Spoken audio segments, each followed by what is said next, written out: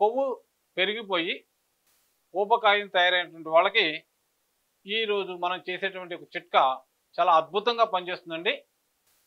శరీరంలో అధిక కొవ్వు పేరుకోవటానికి మనందరికీ తెలుసు.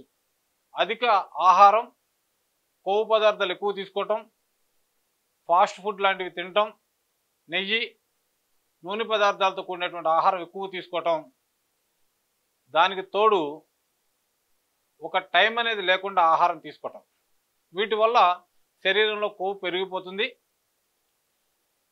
ఇట్లా పెరుగుతున్న కొవ్వుకి మనం శారీరక శ్రమ కూడా బాగా తగ్గిపోతుంది. శారీరక శ్రమ ఎప్పుడైతే తగ్గుతుందో ఎనర్జీ ఖర్చు కావటం లేదు, ఖర్చు కాని ఎనర్జీ కొవ్వుగా మారిపోతుంది. అది ఒబిసిటీకి కారణమవుతూ ఉంది.